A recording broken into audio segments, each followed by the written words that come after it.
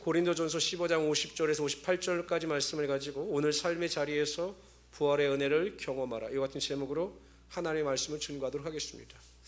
예수 믿는 성도님들이 꿈꾸는 곳이 있다면 아마 예루살렘이나 또 소아시아 교회에 대한 성지순례일 겁니다. 예수님께서 탄생하신 베들레헴이라든지 활동하셨던 예루살렘 같은 곳에 한번 성지순례를 가봤으면 좋겠다라고 하는 로망들이 다 있을 겁니다. 이슬람을 믿는 이슬람주의자들에게도요, 나름대로 가고 싶은 성지가 있습니다. 그 두 곳이 어디 위치냐면 사우디아라비아에 위치해 있습니다. 메카라는 곳입니다. 메카. 또 한 곳은 어디냐면 메디나라고 하는 곳입니다. 이 메카는 이슬람의 창시자인 마호멧이 탄생한 곳입니다. 그리고 가장 유명한 알라의 신전이 카바가 있는 곳이죠.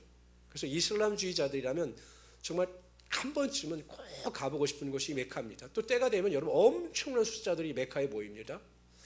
또 하나는 이 메디나인데, 이 메디나는 어떤 곳이냐면 이 마호멧의 무덤이 있는 곳입니다. 여러분 초록색 건물 보이십니까? 지붕, 돔. 그 초록색 돔 밑에 마호멧의 시신이 있다, 이렇게 알려져 있습니다. 그래서 사람들이 이 메디나에 모여서 그 죽은 마호멧을 추모하기도 하고, 또 그곳에 엄청난 인파들이 모여서 또 그를 추앙하기도 합니다. 굉장히 화려합니다. 무덤이 굉장히 화려합니다. 한 이슬람주의자가 사우디에서 전도하는 목사님에게 이런 이야기를 했다고 합니다. 우리는 메다니에 가면 화려하게 장식되어져 있는 마호멧의 무덤이 있는데, 과연 당신들은, 예수를 믿는 당신들은 이와 같이 화려한 예수의 무덤이 있느냐라고 조롱하듯이 물었습니다. 그러면서 이야기하기를, 예수는 십자가에 죽어서 이 땅에서 사라졌는데 무덤조차 없을 정도로 초라하게 인생을 마무리했다라고 이야기하면서 굉장히 자부심을 가지고 목사님에게 조롱을 하였습니다. 이에 대해서 목사님이 담담히 말씀하셨습니다. 그것이 당신들의 종교와 우리 종교의 가장 큰 차이점입니다. 당신들이 믿는 마호멧은 죽었기 때문에 무덤이 필요한 것이었지만, 우리가 믿는 예수님은 죽으시고 부활하시고 하나님 나라로 승천하셨기 때문에 무덤이 필요 없는 것이요 라고 이야기를 하셨다고 합니다. 다른 종교와 구분되어져 가는 기독교의 가장 큰 특징은 무엇인가? 다른 종교와 비교해서 기독교의 가장 큰 특징은 무엇인가? 라고 이야기한다면 바로 이 부활에 있는 것입니다. 여러분 마호멧이나 또한 공자나 석가나 이 모든 사람들은 피조물이었기 때문에 사망의 권세 앞에서 굴복하고 말았습니다. 절대 절망의 죽음 앞에서 그들은 무기력하게 이 생에서 삶을 마감했습니다. 그러나 예수님은 피조물이 아니시고 하나님의 아들이시고 하나님이셨기 때문에 죽음을 정복하셨죠. 십자가에서 죽으시고 사흘 만에 부활하심으로 말미암아 죽음을 정복하시고 죽음의 권세를 이기셨습니다. 뿐만 아니라 예수 그리스도의 십자가 보혈의 은혜와 능력을 믿으며 구원의 은혜 가운데 살아가는 자들에게도 영원히 죽지 않은 영생의 축복을 허락하여 주신 것입니다. 예수님께서 죽음을 정복하셨듯이 우리 또한 죽음을 정복하고 영생의 기대와 소망을 가지고 살아갈 수 있게 되는 것입니다. 믿으십니까? 정말 우리가 죽어도 천국 갈 수 있고 영원한 생명을 누리며 살아갈 수 있는 부활의 은혜와 능력이 여러분 삶 가운데 있음을 믿으십니까? 그런 자들은 죽음을 두려워하지 않는 것입니다. 죽음 앞에서도 기대와 소망을 가지고 살아갈 수 있게 되는 것이죠. 그런데 중요한 것이 있습니다. 이 부활이라고 하는 은혜와 감격을 단지 우리가 죽음 이후에 우리의 영혼이 살아나서 하나님 나라에서 영원한 안식과 기쁨을 누리는 것에 대해서만 국한해서는 안 된다는 것입니다. 오늘 우리가 살아가는 이 삶의 현장에서 예수 그리스도의 부활이 우리에게 주는 소망과 기대와 감동과 감격을 가지고 살아갈 수 있어야 하는 것입니다. 여러분 보통 신앙을 이야기할 때 영어로 이런 표현을 많이 합니다. 신앙은, 우리 기독교 신앙은 now, 지금, 현재, 오늘, and here, 이 자리에서 결단하고 변화를 추구해야 한다는 것입니다. 여러분 은혜를 받았으면 내일로 미루어서는 안 되는 거예요. 은혜를 경험했으면 결단하고 오늘 이 자리에서 우리의 삶의 변화의 능력이 나타나야 한다는 것입니다. 매일 마음 먹는 것에 그치는 것이 아니라 마음 먹은 것을 오늘 이 자리에서 결단하고 바꾸어야 한다는 것입니다. 부활신앙도 마찬가지인 거죠. 금요일날마다 3월달 금요일날 아침 7시에 모여서 우리가 안양시 목사님들이 모여서 안양시 교회와 안양시를 위해서 기도 모임을 했습니다. 근데 지난 주 금요일 날 모여서 예배를 드리는데 그 목사님이 그런 말씀하시더라고요. 서울에 한 1600명에서 2000명 모이는 큰 교회가 있는데 그 교회는 부활절을 지키지 않는다라는 거예요. 여러분, 부활절이 기독교 절기 중에서 성탄절과 더불어 가장 중요한 절기 중에 하나인데 그 교회는 부활절을 지키지 않는다는 거예요. 부활절이 없다는 겁니다. 절기상으로. 그래서 이 목사님이 궁금해서 여쭤보셨대요. 아니 왜 당신네는 교회는 부활절을 지키지 않습니까? 라고 여쭤보셨습니다. 그랬더니 그 교회 목사님이 이렇게 말씀하시더래요. 우리는 부활절 그날 하루만을 지키는 것이 아니라 우리 교회는 매 주일이 부활주일입니다. 예수님께서 죽음에서 부활하심으로 우리에게 주신 은혜와 감동을 매 주일마다 우리는 누리고 있기 때문에 우리는 따로 부활절을 정하지 않았습니다 라고 말을 하셨다고 합니다. 여러분, 말을 듣고 보니 이해가 되지 않습니까? 부활을 먼 미래의 사건으로 생각하여 미래에 대한 기대와 소망을 가지고 살아가는 것이 아니라 오늘 삶의 현장에서 하나님 우리에게 주시는 부활의 은혜와 기쁨을 누리며 살아가고 있다는 거죠. 이것이 진정한 부활의 은혜인 것입니다. 그래서 저는 오늘 본문 말씀의 설교 제목도 오늘 삶의 자리에서 부활의 은혜를 경험하라 이와 같이 정한 것입니다. 저는 우리 모든 성도님들이 매일매일 삶 가운데 하나님이 주어주시는 부활의 은혜, 부활의 감사, 부활의 감동을 누리며 살아갈 수 있는 우리 성도들이 되시기를 바랍니다. 그러면서 어떻게 우리가 매일 삶 가운데 부활의 은혜를 경험하며 살 것인가에 대해 살펴보라 함께 나누고자 합니다. 첫 번째로요, 우리가 매일 부활의 은혜를 경험하기 위해서는 우리는 매일 신앙의 성장과 성숙을 이루어 가야 합니다. 구원 얻은 성도의 변화에 대해서 고린도후서 5장 17절은 이렇게 말씀하십니다. 그런즉 누구든지 그리스도 안에 있으면 새로운 피조물이라 이전 것은 지나갔으니 보라 새 것이 되었도다.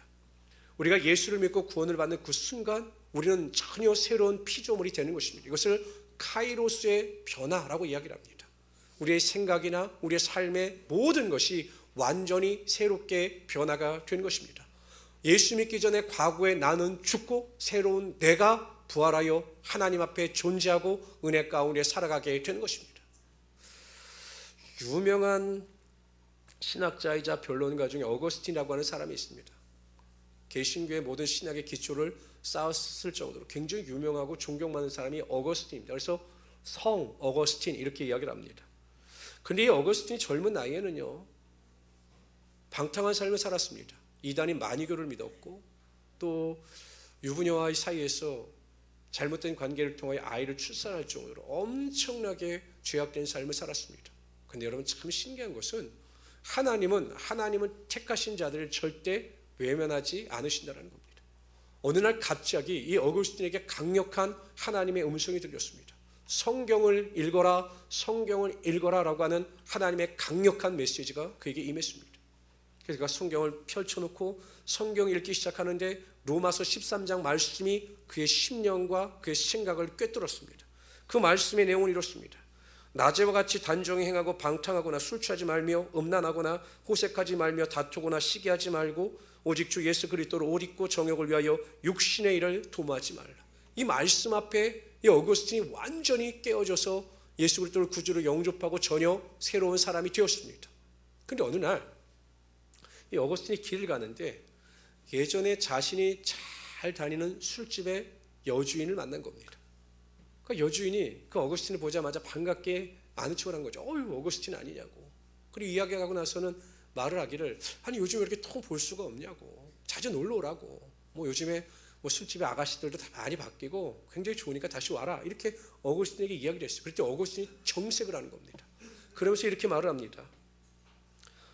당신이 보는 어거스틴은 내가 맞는데 당신이 알고 있는 과거의 어거스틴은 죽었습니다. 지금 당신 앞에 서 있는 어거스틴은 과거의 어거스틴이 아니라 새로 살아난 어거스틴입니다 라고 이야기를 하였다고 합니다. 이것이 여러분 성도의 삶의 변화를 체험한 성도의 고백이어야 되지 않겠습니까?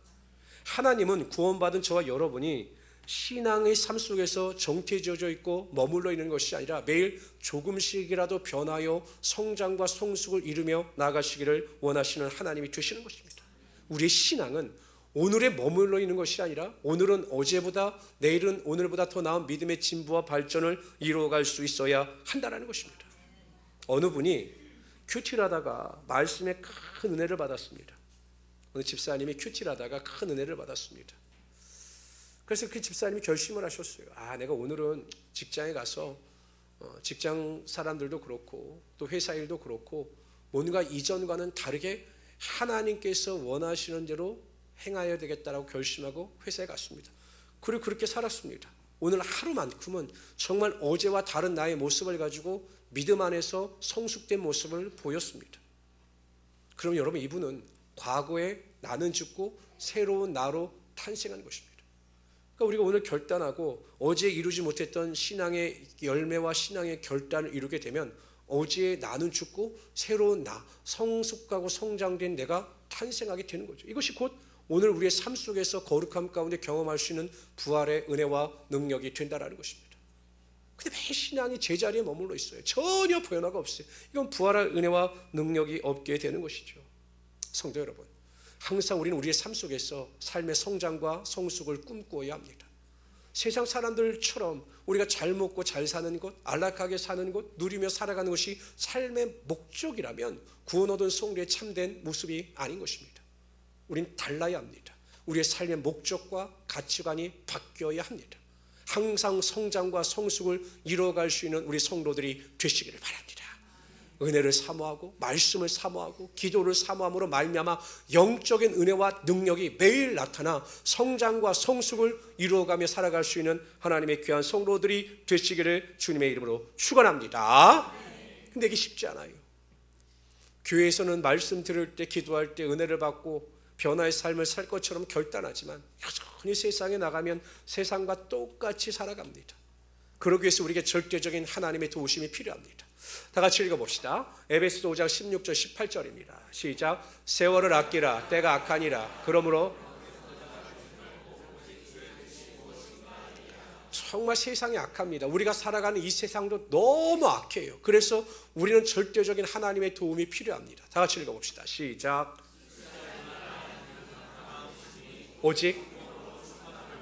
오직 성령으로 충만함을 받으라. 여기서 충만함을 받으라라고 하는 것이 헬라어 문법상 현재형입니다. 현재형은 진행형입니다. 매일 매 순간마다 성령의 절대적인 도움을 받으며 살아가야 한다는 것입니다. 그럴 때 우리의 삶에 변화가 나타나고 매일 성령의 도우심이 있을 때 우리의 삶에 하나님의 성장과 성숙이 나타나게 되는 것입니다. 저는 우리 모든 성도님들이 성령의 충만함을 통하여 믿음의 진보와 성숙을 이끌어내며 매일 과거에 나는 죽고 새로운 나의 탄생 속에서 성숙과 성장의 열매 가운데 소망을 가지고 승리할 수 있는 우리 성도들이 되시기를 주님의 이름으로 축원합니다. 두 번째로요, 우리가 매일매일 부활의 은혜를 경험하기 위해서는 이 땅이 아니라 하나님 나라의 상급을 쌓아야 합니다. 우리 고린도전서 15장 58절을 다 같이 읽어봅시다. 읽습니다. 시작. 항상 주의 일에 이는 항상 견고하며 주의 일에 더욱 힘쓰는 자들이 되라.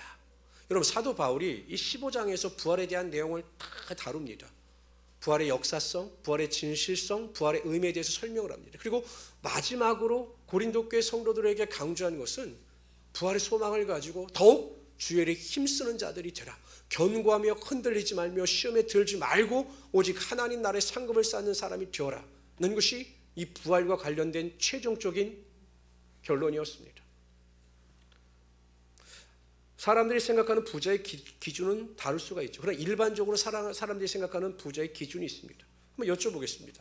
여러분들은 한 어느 정도의 재산을 가지면 부자라고 생각하십니까? 한 어느 정도 있으면 내가 부자다라는 생각을 하십니까? 어느 정도예요? 부자, 이 정도면 내가 부자다. 내가 이 정도만 가지면 부자. 아침에는 어떤 분이 1조라고 이야기했어요. 내가 전 그분은 참, 이분이 어떻게 1조라고, 우리 집사람입니다만 1조라고. 아무 생각 없이 막 내지른 것 같아요. 아무리. 어차피 못 가요. 1조? 여러분 한 어느 정도면 부자라고 생각을 하십니까? 부자를 꿈꿔보지 않으셨습니까? 우리나라 사람들한테 물어봤더니 평균적으로 한 어느 정도면 부자라고 생각하십니까? 라고 물어봤더니 평균적인 부자의 기준이 46억 5천만 원이 나왔습니다. 사람이 생각하기에 46억 5천만 원, 우리 사람이 생각하는 부자의 기준이었어요. 그런데 참 우리나라보다 훨씬 더 국민 개인 소득이 높은 미국은요, 28억 6천만 원 정도만 있으면 부자다 이 생각을 했습니다. 그러니까 한국의 부자의 기준이 훨씬 높죠. 그러니까 여러분, 내가 부자라고 하는 소리를 들을 정도면 한 어느 정도 있어야 합니까? 한 50억 정도는 있어야 좀 부자라고 생각합니다. 또 여기서요, 젊은 사람들은 한층 더 나갑니다. 부동산은 빼고 그럼 통장에 어느 정도 있으면 부자라고 생각을 합니까? 라고 물어봐. 순수하게 통장에 물어봤더니 20억 이상은 있어야 한다라고 대답을 했습니다. 혹시 우리 성도님들 중에 통장에 20억 있으신 분 계십니까? 한번 이렇게 손 들어보세요. 제가 알기로는 우리 성도들 중에 아마 2천만 원도 없을 거요 통장에. 그러니까 세상 사람들이 생각하는 기준은 우리가 생각하는 기준과는 좀 괴리가 있죠. 그러나 여러분, 중요한 게 있어요. 이들의 부함은 영원하지 않다라는 것입니다. 세상에 아무리 많은 것을 소유하고 부자라고 자랑한다 할지라도 그들의 부함은 영원하지 않아요. 또 그렇게 부자가 되는 길은 쉽지 않습니다. 그리고 우리가 또 추구해야 될 부자의 대상도 아닌 겁니다.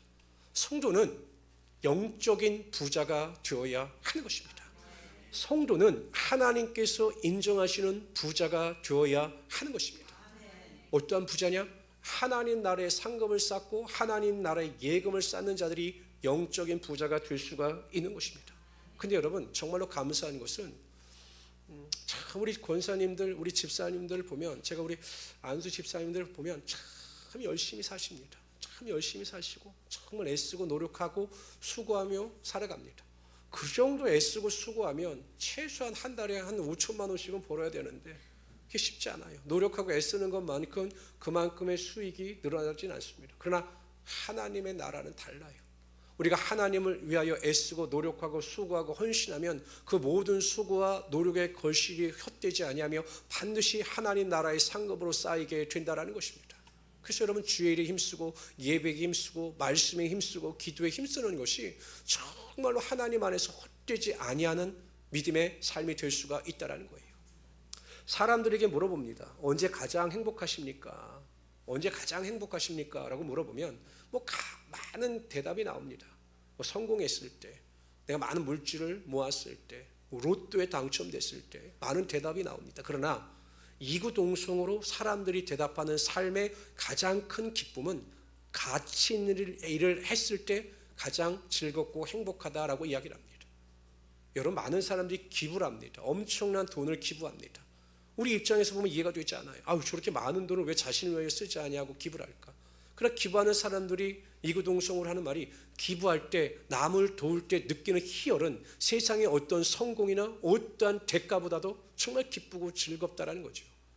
인간의 그 뇌구조나 영혼의 구조가 그렇게 되어 있는 겁니다. 인간은 무엇인가 가치 있는 일을 했을 때, 내가 다른 사람을 도와주거나 또한 연약한 사람에게 신경을 써주거나, 제일 중요한 것은 하나님의 영적인 일에 최선을 다할 때 하나님이 주시는 신령한 기쁨과 은혜와 능력이 있게 되는 것입니다.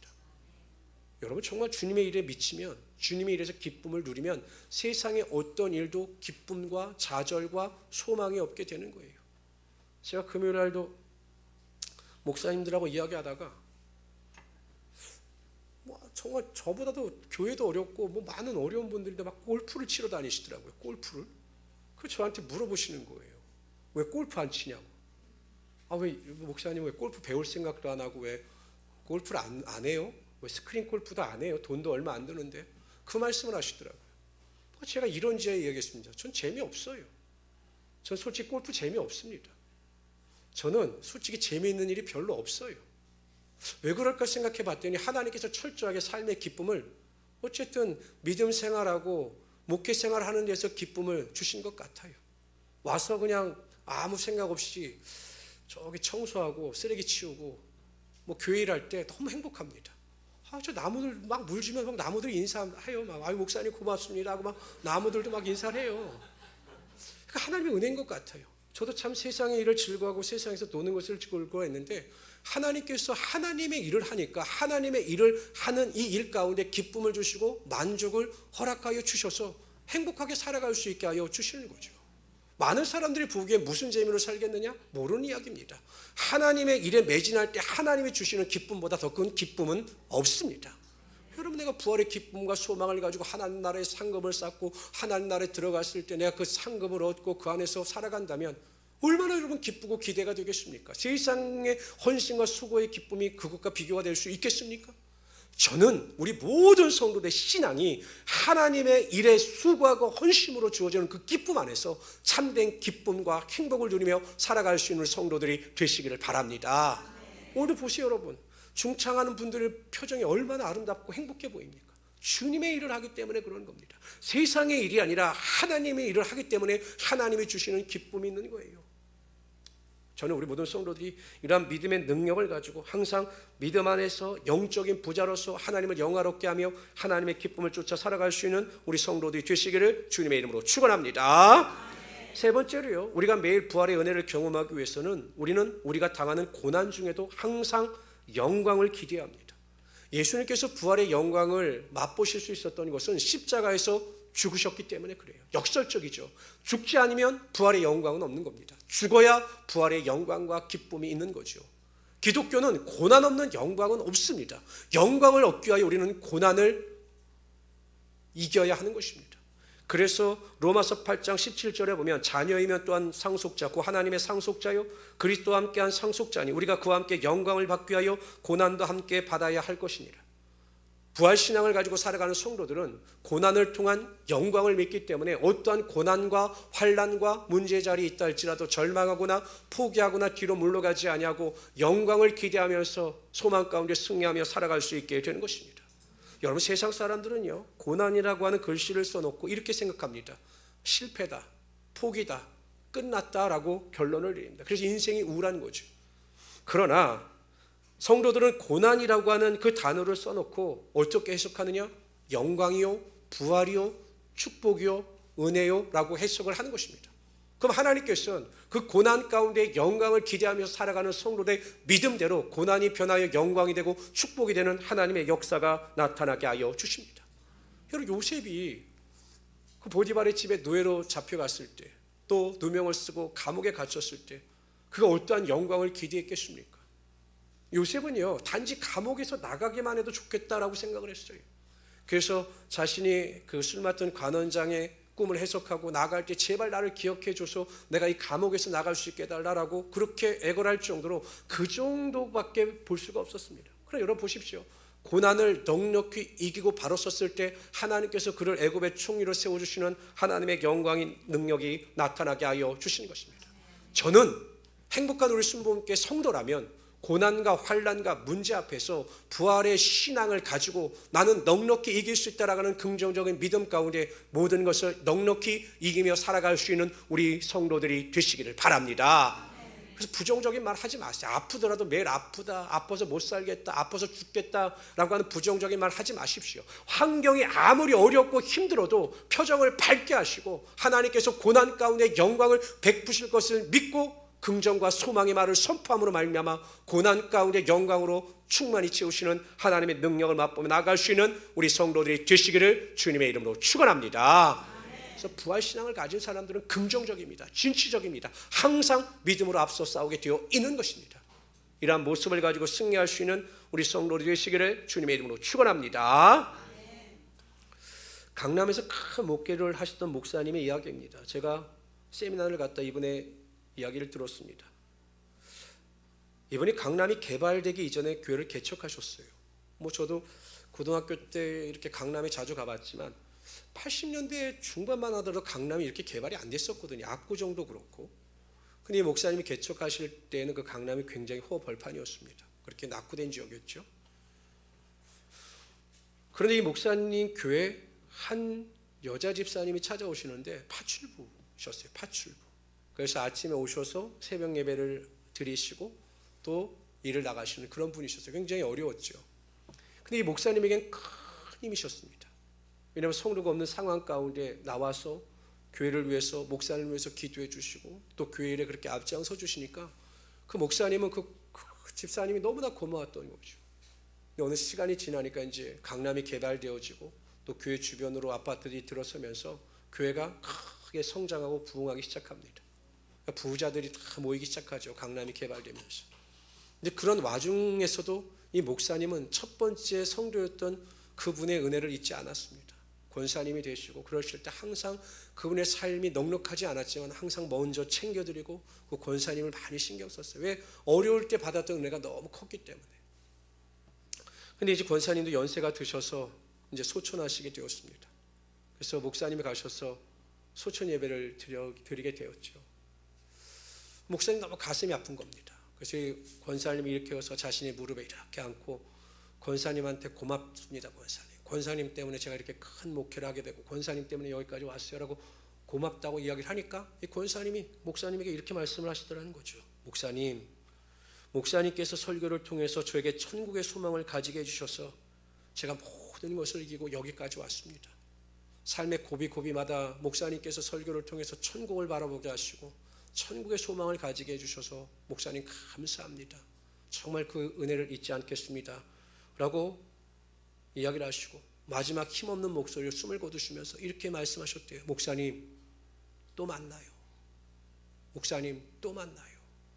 목사님이 그 또 만나요라고 하는 그 권사님의 마지막 그 음성이 귀에서 떠나지 않는다라는 거예요. 또 만나요. 그래서 이 목사님이 더욱더 자신을 채찍질하고 그 권사님을 다시 만나야 되겠다는 그 부활 신앙을 가지고 지금도 열심히 목회하신다라고 하는 간증을 듣고 제가 큰 은혜를 받았습니다. 우리가 이 땅에서 숨을 거두는 그 순간에 살아가는 우리 성도들 앞에서 우리 또한 이러한 고백을 할 수 있어야 합니다. 권사님, 집사님, 안수 집사님, 우리 천국에서 또 만나요. 이러한 부활 신앙을 우리가 가질 수 있어야 한다는 것입니다. 항상 부활 신앙의 은혜 가운데 우리가 소망을 가지고 살아갈 수 있어야 하는 거죠.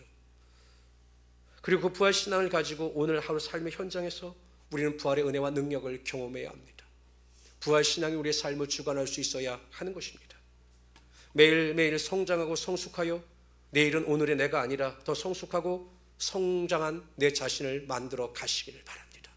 하루하루 살아가는 순간순간의 겹겹이 쌓이고 쌓이는 세월의 순간이 성숙의 기회가 될 수 있도록 항상 믿음의 진부와 발전을 이루어갈 수 있는 우리 성도들이 되시기를 바랍니다. 우리가 궁극적인 하나님의 나라의 부활을 기대하면서 이 땅이 아니라 하나님 나라의 상급을 쌓는 우리 성도들이 되시기를 바랍니다. 받기만 하려고 하는 것이 아니라 정말 내가 하나님을 위하여 사는 것, 하나님을 위하여 살아가는 모든 나의 삶의 인생이 참된 기쁨이 되고 만족이 되어 하나님 나라의 큰 상급을 쌓으며 살아갈 수 있는 성도들이 되시기를 바랍니다. 영적인 부자들이 되시기를 바랍니다. 세 번째, 부활은 죽음이라고 하는 고난을 전제로 하듯 이 땅에서 얻게 되는 우리의 모든 영광은 고난을 전제로 한 것입니다. 지금도 여전히 고난 가운데, 문제 가운데, 열리지 않는 삶의 환경 가운데 낙심하는 분들 계십니까? 걱정하지 마십시오. 염려하지 마십시오. 결국 고난의 끝은 있습니다. 하나님 그 고난의 끝에 영광의 끈을 붙잡게 하여 주시고 영광의 빛을 통하여 우리의 삶에 더 좋은 곳으로 채워주시는 하나님이 되십니다. 조금도 힘을 내십시오. 입술로 고백하고 승리케 하시는 하나님께 영광을 돌리십시오. 그러면 영육간의 간관함을 얻고 믿음 안에서 승리하며 살아가는 우리 성도들이 될 것입니다. 그래서 매일 부활의 영광과 기쁨을 누리며 살아가는 우리 성도들이 되시기를 주님의 이름으로 축원합니다.